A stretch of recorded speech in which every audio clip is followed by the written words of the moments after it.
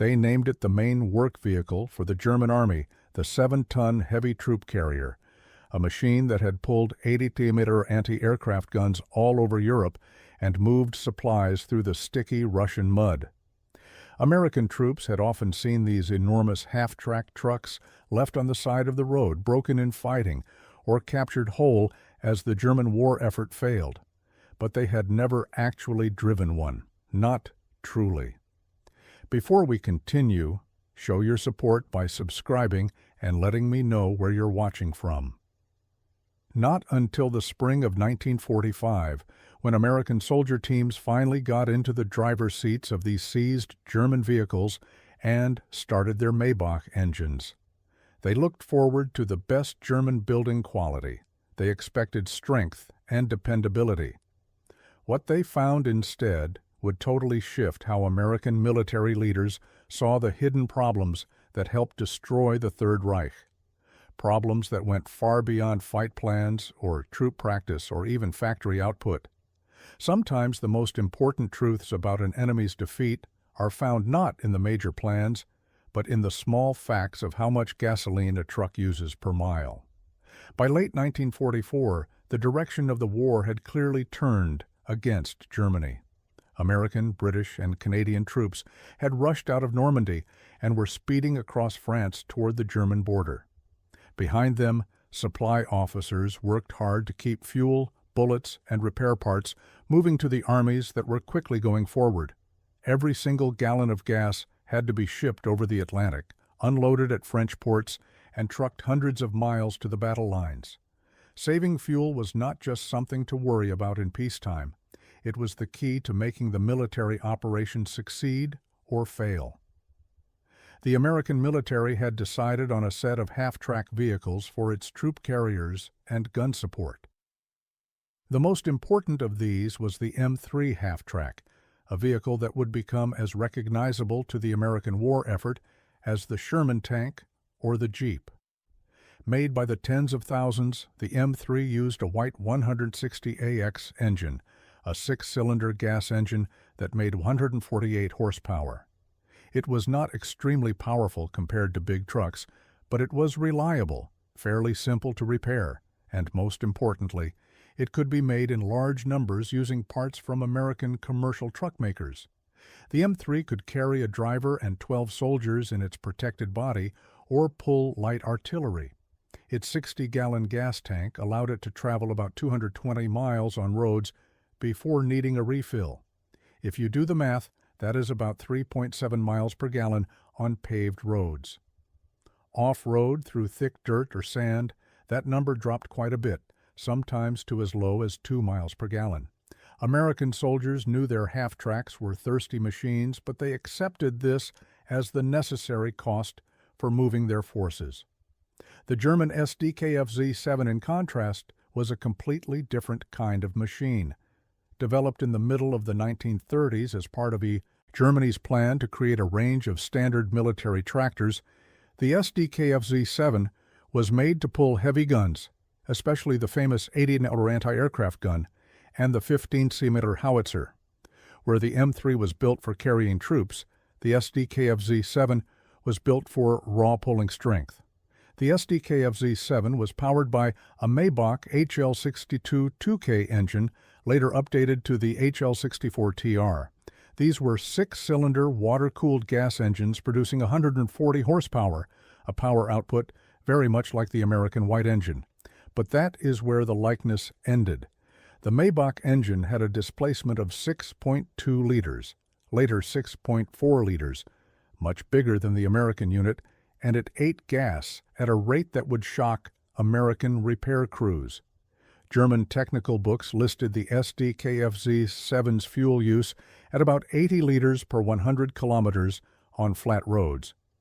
That works out to roughly 3 miles per gallon, but this was under the best conditions, with a skilled driver on good roads carrying light loads. Driving over rough ground through the mud and snow common across the Eastern Front, fuel use could shoot up to 160 liters per 100 kilometers.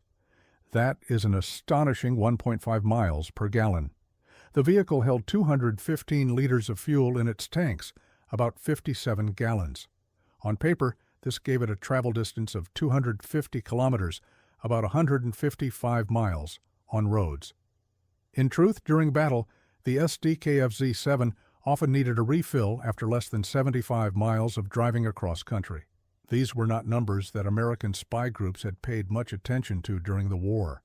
After all, when you are fighting an enemy, you care about their tank armor thickness and how well their guns can break through, not how many miles per gallon their trucks get. But in the spring of 1945, as American forces took over German spots and captured hundreds of pieces of equipment, some smart soldiers and officers began to look more closely at what they had taken. The real story starts in March of 1945 in the Rhineland, as American forces got ready to cross the Rhine River and drive deep into the center of Germany. The Ninth Army, led by Lieutenant General William Simpson, had been given the big job of crossing the river.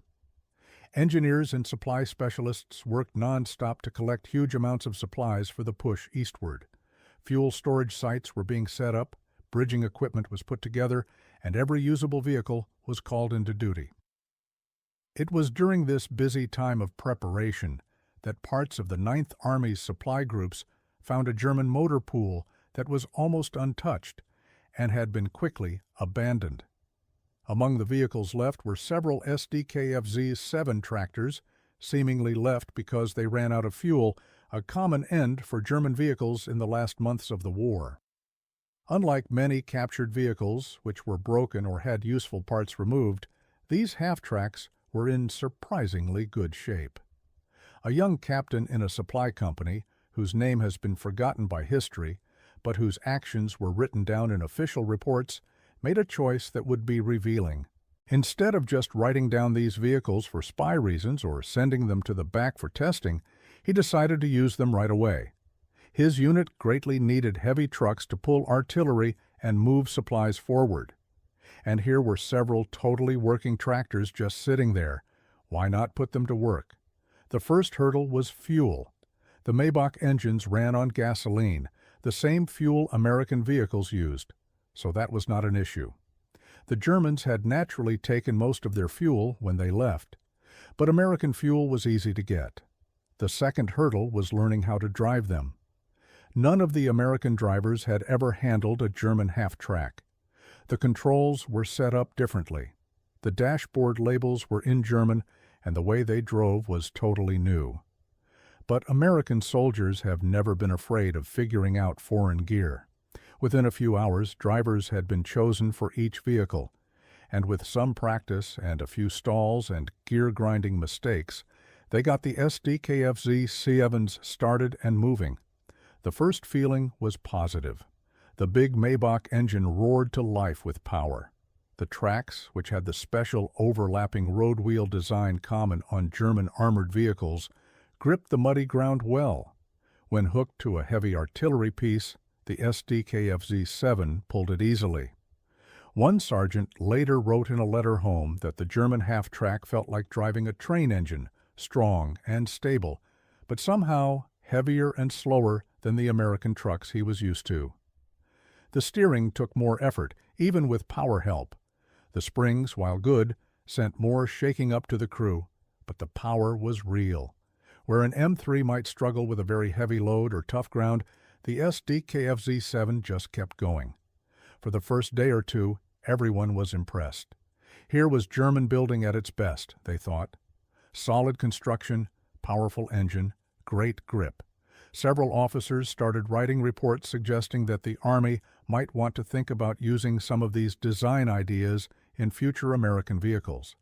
But then the numbers for fuel use started coming in, and the picture changed completely. Each captured Sd.Kfz-7 had been given a full tank of American gasoline, 57 gallons, about the same as an M3. The American drivers knew that their own M3s could go 200 miles or more on a full tank, even when pulling guns.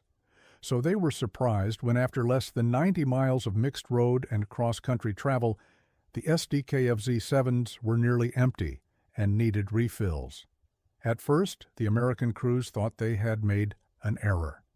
Maybe there was a fuel leak they missed. Maybe the tanks had not been totally full to start with. Maybe they had been driving badly, revving the engines too much, or pressing the gas pedal too hard. But as more days passed and more miles were driven, the pattern could not be ignored. The German half-tracks were using almost twice as much fuel as the American M3s. The supply captain told his men to run a careful experiment. They picked one Sd.Kfz 7 and one M3, both in good working order. They filled both vehicles' tanks to the top. They carefully measured and planned the same route, 25 miles of paved road followed by 15 miles of medium-tough cross-country ground, and then 25 miles back on pavement. Each vehicle would pull a 15 cm howitzer, about the same weight that both vehicles were made to handle. The results were shocking. The M3 finished the 65-mile trip and still had fuel left in its tank. Based on careful measuring, it had used about 17 gallons, giving it an actual fuel economy of roughly 3.8 miles per gallon. Under these mixed conditions, the Sd.Kfz 7, driving the exact same route, used every drop of its 57-gallon tank and needed an urgent refill to get back to base.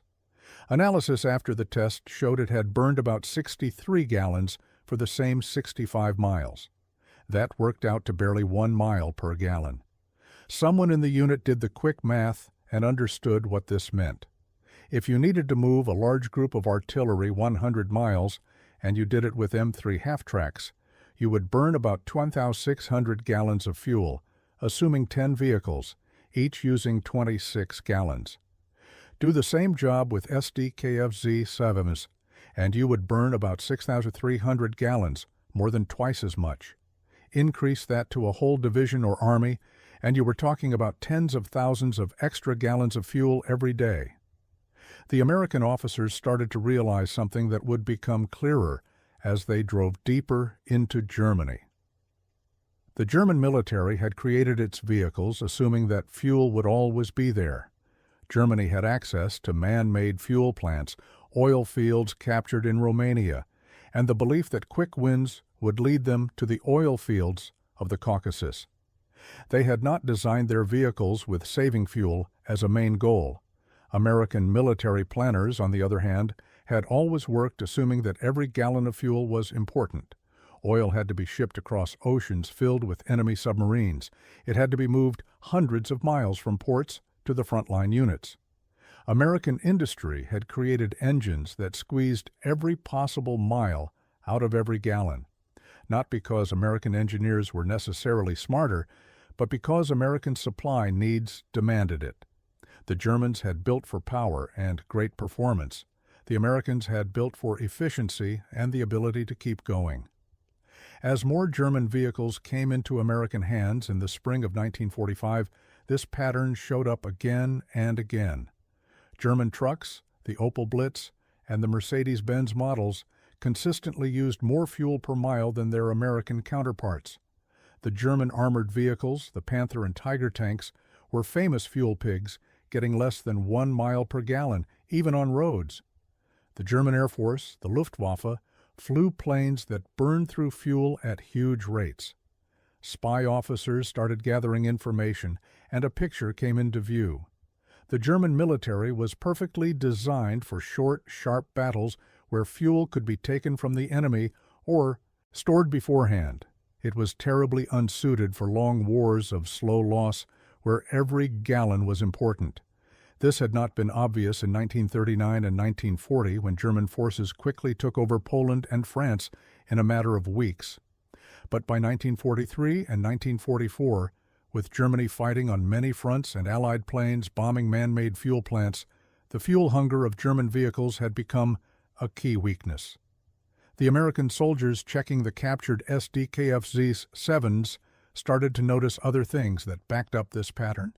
The vehicles were built like tanks, heavy and too complicated. Every piece seemed made for maximum strength rather than best efficiency. The Maybach engine, though powerful, was a complex piece of machinery with detailed fuel injection systems that needed careful upkeep and tuning. When these systems were not perfectly set, fuel use increased even more. The American white engine in the M3, by contrast, was based on commercial truck engine designs. It was simpler, more forgiving of poor maintenance, and made from the beginning to save fuel. American car engineers had spent years making internal combustion engines better for fuel economy because American customers cared about running costs. That everyday engineering history paid off greatly when those same design ideas were used for military vehicles. Think about the real-life results on the battlefield. An American mechanized infantry company with 12 M3 half-tracks could run for a full day of fighting, moving 20 to 30 miles, using about 200 gallons of fuel. The same company equipped with German Sd.Kfz 7s would need closer to 500 gallons for the same work. Increase that to a division with hundreds of vehicles, and the difference becomes massive. American supply planners had figured out that each frontline division needed about 50,000 gallons of fuel per day for all its vehicles combined, tanks, trucks, half-tracks, and support cars. A German armored division, with its less fuel-saving vehicles, needed closer to 75,000 gallons per day. When Germany was winning and capturing enemy fuel stores, this was manageable. When Germany was pulling back and Allied bombers were hitting fuel production sites, it became impossible. American soldiers driving captured Sd.Kfz 7s in the spring of 1945 found themselves stopping for fuel twice as often as they would in their own vehicles. They found themselves watching fuel gauges drop fast. They found themselves understanding clearly and right away why so many German vehicles had been left on roadsides with empty tanks. The Germans had not left those vehicles because they were mechanically broken. They had left them because they had simply run out of gas. One very clear event happened in early April 1945 as American forces moved through central Germany. A supply column that included both American M3s and captured Sd.Kfz 7s was sent to bring bullets and supplies to a front artillery spot about 80 miles behind the quickly moving front lines. The mixed convoy left the supply base early in the morning with all vehicles completely fueled. The American half-tracks finished the round trip without needing any refill. They got back to base with extra fuel. The German half-tracks, driving the exact same route under the exact same conditions, had to be refueled halfway through the journey. Without that urgent refill, they would have been stuck. The convoy leader, a major with long experience in supply work, included this event in his after-action report with a note that said, "German vehicles not good for long-term use because of too much fuel consumption." This was not the only time this happened. Across Germany in the spring of 1945, similar stories were happening wherever American units tried to use captured German vehicles. A tank recovery unit found that German heavy tank recovery vehicles, types of the Sd.Kfz 9, could pull broken tanks that American wreckers struggled with. But those German wreckers needed refueling so frequently that they actually took longer to finish recovery jobs because they spent so much time stopped for gas. An artillery group that briefly used captured Sd.Kfz 7s to pull their 105 mm howitzers reported that the German tractors had better grip in muddy conditions than American vehicles. But the report also noted that the German tractors required fuel trucks to go with them on every movement, which took away their fighting advantages by making the convoy bigger and easier to attack. American soldiers also noticed that the German vehicles' fuel tanks seemed badly designed for the vehicle's actual usage rates. The M3's 60-gallon tank was carefully sized to give the vehicle a good operating range. The Sd.Kfz 7's 215-liter tank, roughly 57 gallons, was actually slightly smaller relative to the vehicle's size, but its consumption rate meant it needed refueling much more often. It was as if German engineers had not fully realized how much fuel their vehicles would actually use during battle. Some American repair crews tried to find ways to improve how well captured German vehicles saved fuel. They tried different driving styles, adjusted fuel mixtures, and tuned the engine parts. They achieved small improvements, maybe 5 or 10% better fuel economy. But they could not defeat the basic design truth that the Maybach engine in its big, heavy vehicle platform was simply thirstier than the American choice. The strange truth was not lost on American tank crews and truck drivers. Here they were, working in the middle of Germany with fuel being shipped from Texas and Oklahoma, keeping German-designed vehicles running. The Germans, fighting on their own land, could not keep their own vehicles fueled. What did that tell you about the German war machine's ability to last? German fuel production had reached its highest point in early 1944 at about 5.7 million tons per year. By the spring of 1945, it had crashed to less than 1 million tons per year, a drop of more than 80%. Allied bombing of man-made fuel plants, especially the heavy attacks in the summer of 1944, had ruined German fuel production. The loss of the Romanian oil fields to Soviet advances in August 1944 took away another crucial fuel source. The German military had tried to make up for this through strict limits on fuel use. By early 1945, fuel amounts given to frontline units were being cut again and again. Practice flights for Luftwaffe pilots were canceled to save fuel. Tank units were told to move as little as possible. Horse-drawn wagons and carts, supposedly outdated in the age of machines, returned as German units tried to save their small fuel supplies for fighting vehicles. But rationing could not overcome the basic problem that German vehicles needed too much fuel. Even with strict limits, German armored divisions were often stuck. They could not move to fight Allied attacks. They could not retreat to better safe spots. They could not advance to take advantage of good battle moments. They simply sat in place waiting for fuel that never arrived until Allied forces took them over. Reports after the action from this time period contain many small stories about captured German vehicles. One report from an armored division described how a captured Panther tank worked wonderfully during a short attack, but had to be left behind after only 15 miles because it had used all its fuel and the American supply line could not afford to keep it running. Another report from an engineering battalion noted that captured Sd.Kfz 70s were helpful for short-distance heavy hauling, but were being removed from regular use because they burned fuel like it was going out of style. Some American units kept using captured German vehicles, but only for specific short-range jobs where their power benefits outweighed how much fuel they used. A few Sd.Kfz 7s ended up being used as stationary power sources, their engines running generators at forward bases. Others were simply parked and taken apart for spare parts. The German half-tracks that had once stood for machine-powered fighting efficiency were now seen by American soldiers as examples of unpractical waste. The larger lesson was being learned at every level of the American military. German equipment looked great, sounded great, and in quick tactical situations often worked great. But the German military had not solved the basic problem of modern machine-based warfare, how to keep your vehicles supplied with fuel. The American military had solved it, not through any special technological breakthrough, but through careful attention to supply lines and saving fuel.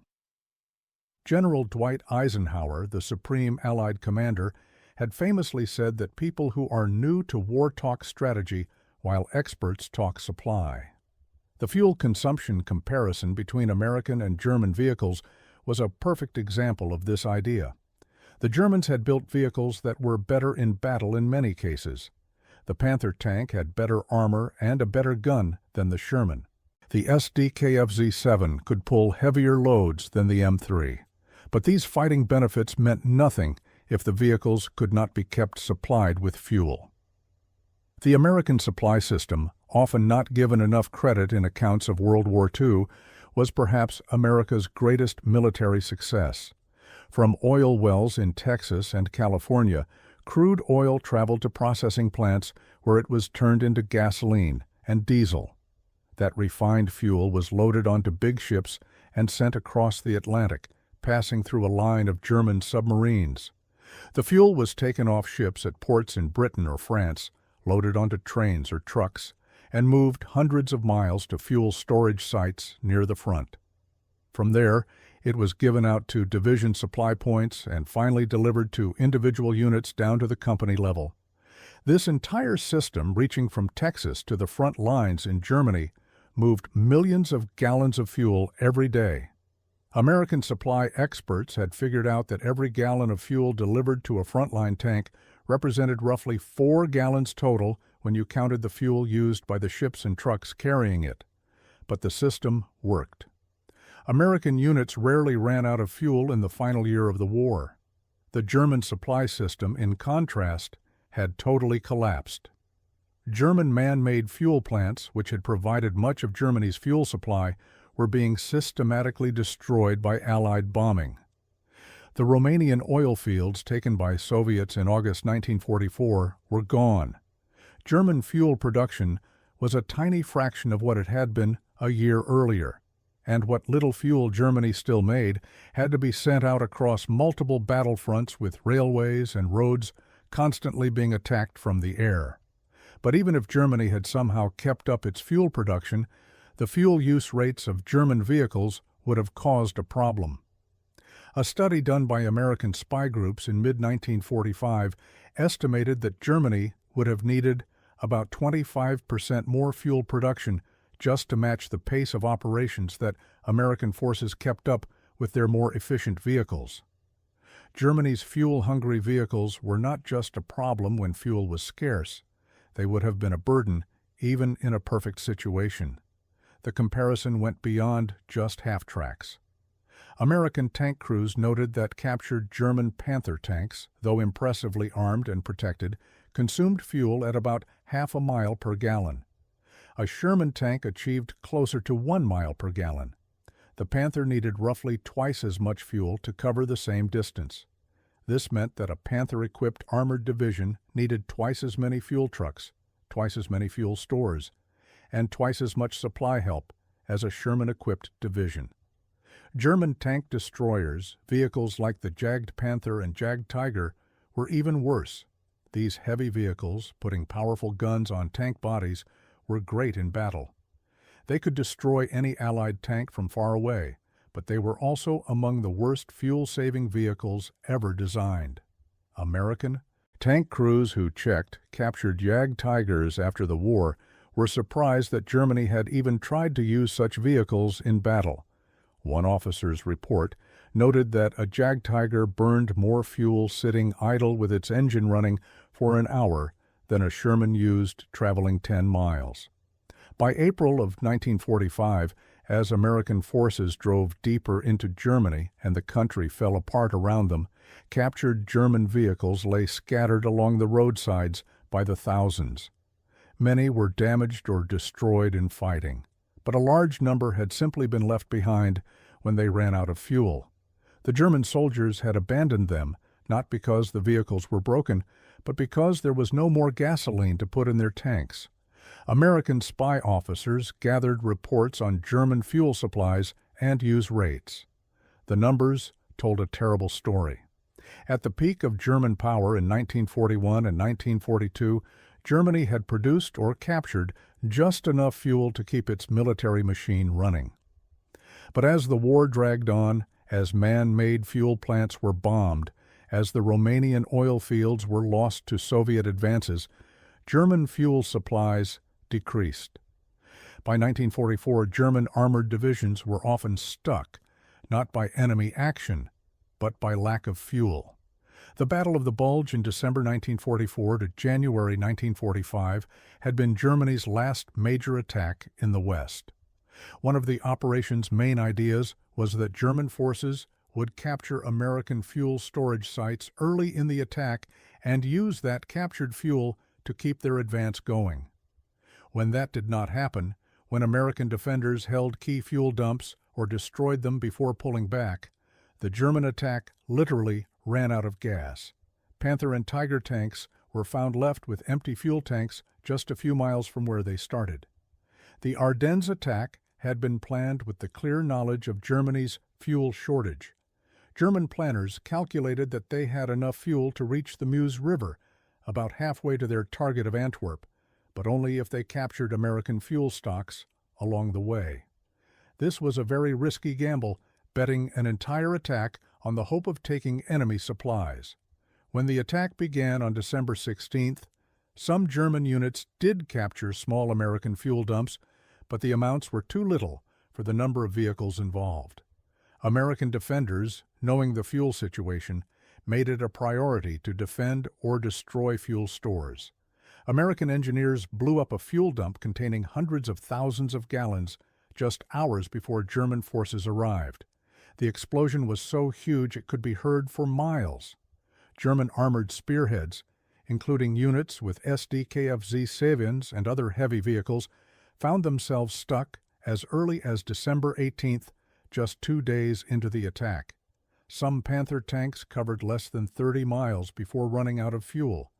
Sd.Kfz Savins pulling artillery pieces were left behind when they could not reach the advancing troops they were supposed to support. The attack, which Hitler had hoped would split the Allied armies, stopped mostly because of fuel shortages. American spy officers questioning captured German soldiers after the Battle of the Bulge heard the same story over and over. German units had been ordered to move forward, had tried to move forward, but had stopped because they had no fuel. Tank commanders described watching their fuel gauges drop toward empty while waiting for fuel trucks that never came. Sd.Kfz 7 drivers told of leaving their vehicles within sight of their goals because they had burned through their fuel just getting to the fight. One captured German lieutenant questioned in January 1945 told his American captors that his artillery unit's Sd.Kfz 7s had used all their fuel in the first push and had been stuck ever since. His guns had remained silent during important phases of the battle, not because they lacked bullets, they had plenty, but because the tractors that were supposed to move the guns to new firing spots had no fuel. The Americans writing the questioning report noted with dark humor that German engineering skill had created vehicles so powerful they could not actually be used. The fuel use comparison became a regular topic of discussion among American soldiers in the winter and spring of 1945. GIs shared stories about captured German vehicles. One corporal wrote home about driving a captured German half-track, which he thought was impressive until he realized it needed refueling twice as often as his regular vehicle. A sergeant in a maintenance company wrote about trying to keep a captured Sd.Kfz 7 running and finding that its fuel tank was empty after only 60 miles of use. These were not just funny stories. They represented a major understanding of why the Allies were winning the war. The American military had built a war machine that could last. The German military had built one that could not. German vehicles were often better in individual performance measures, faster, more powerful, better protected. But when you counted fuel use, repair needs, and supply line sustainability, American vehicles were better where it mattered most.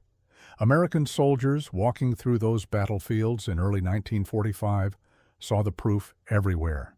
Powerful German vehicles, beautifully engineered, totally stuck. Some American GIs started spray painting messages on abandoned German tanks, "out of gas," or "thanks for the memories." There was a grim humor in it, but also the recognition of a clear truth. The Germans had lost the fuel war long before they lost the shooting war. The Sd.Kfz 7 became something of a symbol of this failure.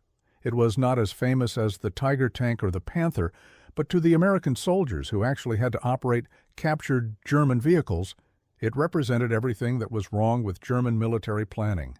Here was a vehicle that could do things American vehicles could not do, pull heavier loads, travel worse ground, but it needed twice the fuel to do it. And in a war where fuel supply decided success, that extra fuel use was not a small detail. It was a deadly flaw. Some German officers after the war would say that Germany lost because of the Allies' greater numbers, or strategic bombing, or the two-front war. All of these points were important, But at the fighting level, where individual soldiers and small units fought and lived or died, the fuel use problem was immediate and obvious. German units in 1945 were often stuck. They could not move, could not retreat, could not advance because they did not have fuel. American units, in contrast, rarely ran out of fuel. The American supply system, despite its occasional errors and problems, kept fuel moving to frontline units. American trucks and half-tracks might not have been as powerful as their German equivalents, but they could keep running.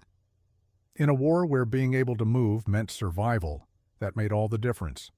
The young captain who first decided to test captured Sd.Kfz 7s against American M3s probably did not know he was documenting a major strategic lesson. He was just trying to figure out whether these captured vehicles were worth keeping.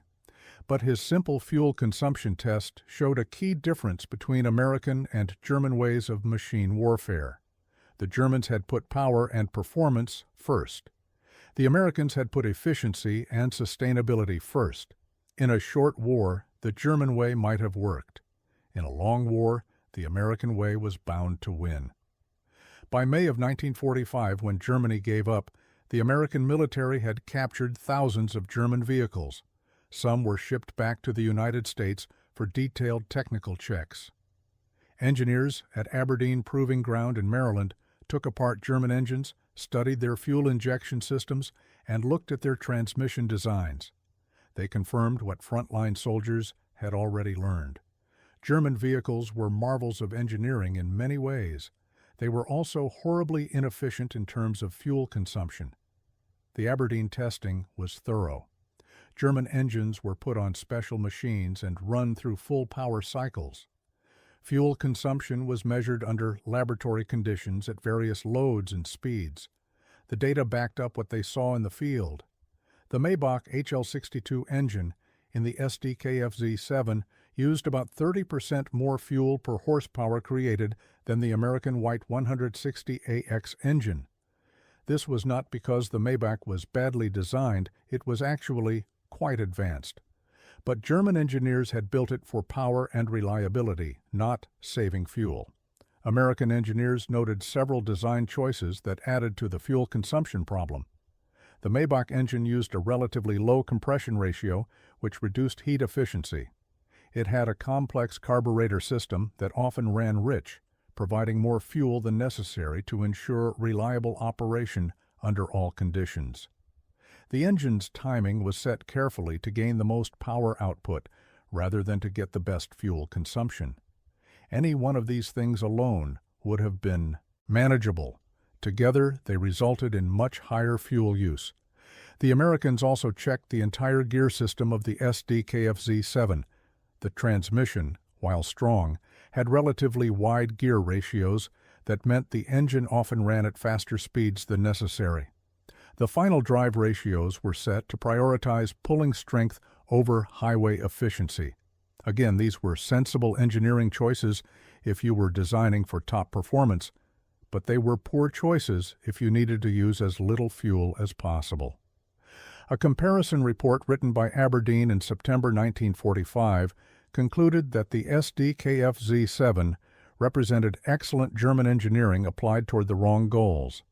The report noted that if American engineers had been given the same basic requirements, pull 8 tons, carry 12 men, operate in all terrain, they would have designed a very different vehicle. The American approach would have prioritized fuel efficiency and ease of repair over absolute maximum performance. The post-war American military took these lessons to heart. When the Army began developing new generations of armored vehicles and trucks in the late 1940s and 1950s, fuel efficiency remained a key design requirement. American military planners never forgot the image of powerful German tanks left by the roadside, out of fuel. They never forgot the realization that in modern warfare, the side that could keep its vehicles supplied and moving would outlast the side that built more powerful but less sustainable machines. The development of American vehicles in the 1950s showed the effect of these wartime lessons. The M59 armored personnel carrier, which took the place of the M3 half-track, was specifically designed to save fuel. It achieved about 4 miles per gallon, better than the M3 despite being larger. The M113 armored personnel carrier, introduced in the 1960s, continued this focus on efficiency. Military standards for new vehicles clearly included fuel consumption demands. The difference with Soviet vehicle development was interesting. The Soviets, who had faced similar German fuel inefficiency but from a different view, came to different conclusions. Soviet designers, working in a nation with lots of oil, were less concerned about fuel use. Soviet armored vehicles of the Cold War era were famously thirsty, sometimes using even more fuel per mile than German World War II vehicles. But the Soviets had the fuel production to support this approach. The Germans had not. The money implications of the fuel use difference were huge when figured out over the entire war. American forces in Europe used about 300 million gallons of gasoline per month by early 1945. If American vehicles had used fuel at German rates, this number would have been closer to 500 million gallons per month. The extra fuel needs would have meant more big ships, more port space, more trucks, more of everything. It might have slowed Allied operations by months, or even made some operations impossible. Germany, with far less fuel, could never have kept up American-style operations, even with American-level fuel efficiency. But with German-level fuel inefficiency, German forces were stuck even when protecting their own land. Some historians have argued that Germany's fuel shortage was the single most important physical limit that decided the war's outcome in the West. German forces in the final year of the war were repeatedly unable to move because they lacked fuel, not because they lacked vehicles or trained crews. The Sd.Kfz-7 itself had a curious later life. Some captured examples were used by Allied forces for a few years after the war. The Czechoslovak army used a number of them until the early 1950s. The vehicles themselves were well built and could run for years with proper maintenance, but they remained fuel pigs, and as soon as better, more efficient choices became available, they were retired. Today, a few surviving Sd.Kfz-7s can be found in military museums around the world. They are impressive machines, tall and commanding, with their special track suspension and strong appearance. Visitors admire their solid build and imagine them pulling 80mm anti-aircraft guns across European battlefields. But the museum signs rarely mention the fuel consumption figures. They rarely note that this impressive machine needed to stop for gas twice as often as its American equivalent. The American GIs who drove these captured vehicles in 1945 certainly remembered. Years later, in meetings and written memories, some of them would recall the experience with a mix of respect and humor. Yes, the German half-track was powerful. Yes, it could do impressive things, but boy, did it drink fuel. You could almost watch the fuel gauge dropping as you drove. There is a bigger lesson here about technology and war. The most impressive weapon is not always the most effective weapon. Performance matters, but the ability to keep going matters more. A tank that can destroy any enemy tank in a single fight is useless if it cannot get to the battlefield because it ran out of fuel halfway there. A half-track that can pull the heaviest guns is a problem if it needs a dedicated fuel truck following it around. The Germans learned this lesson too late. By the time they realized that saving fuel needed to be a main design goal, they were already losing the war and lacked the industrial ability to redesign and rebuild their vehicle fleet. The Americans, perhaps by luck as much as smart planning, had built their military machine with efficiency in mind from the beginning. When American soldiers climbed out of those captured Sd.Kfz-7s in the spring of 1945 and calculated how much fuel the big German tractors had used, they understood something that historians would spend decades studying. The Third Reich had not just failed in its plans or fighting methods, it had failed in its supply chain. The German military had built a force that needed resources it could not maintain. The Americans had built a force that could keep fighting as long as the factories kept running and the ships kept sailing. The fuel consumption comparison was just one piece of information among thousands. But it was a revealing one. It showed that German engineering excellence, real as it was in many areas, had been used in the wrong way. The Germans had built for top performance in perfect conditions. The Americans had built for performance under real-world limits. When the limits of a multi-year global war made themselves felt, the American approach proved better. In the end, the German Sd.Kfz-7 and the American M3 half-track told different stories about their nation's approach to war. The Sd.Kfz-7 showed the German belief that higher quality and performance would win. The M3 showed the American belief that good enough quality paired with greater quantity and sustainability would win. History proved the Americans right. Today, when military historians look at why Germany lost World War II, they list many factors: the two-front war, the difference in factory output, strategic bombing, fighting errors, extreme ideas, and countless others.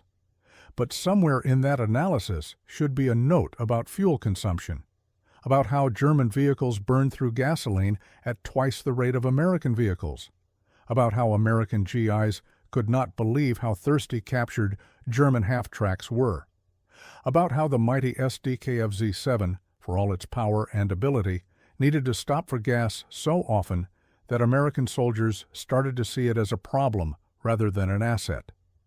The German soldier who had operated an Sd.Kfz-7 in 1941, speeding across the plains of Russia with captured Soviet fuel filling his tanks, probably never worried about saving fuel. There was always more fuel at the next supply spot. But the German soldier trying to operate the same vehicle in 1945, watching his fuel gauge drop toward empty with no supply spot in sight, understood the problem all too well. German supply lines had not kept up with German ambitions, and German vehicles had been designed assuming that supply would never be a limiting factor. The Americans, being more practical or perhaps simply more aware of their supply limits, had built vehicles that could work even when supplies were low. An M3 could stretch its fuel tank to get to the next supply point. An Sd.Kfz-7 could not. In the slow, grinding war of 1944 and 1945, that difference was decisive. So when we remember the machine-based warfare of World War II, when we think about half-tracks and trucks and the vehicles that moved armies across continents, we should remember the fuel consumption story. We should remember the American soldiers who climbed into captured German vehicles and discovered that German engineering excellence came with a hidden cost. We should remember that sometimes the most important victory is not won on the battlefield, but at the gas pump. And we should remember that in a war where every gallon mattered, the side that built more, efficient vehicles had an advantage as real and as decisive as superior fight plans or better trained soldiers. The Sd.Kfz-7 was a remarkable machine, but in the end, it was also a symbol of why Germany could not sustain its war effort. Power without sustainability is ultimately weakness. Performance without efficiency is ultimately failure. American GIs learned that lesson in the spring of 1945, driving captured German half-tracks that kept running out of gas. It was a lesson that would shape American military thinking for generations to come.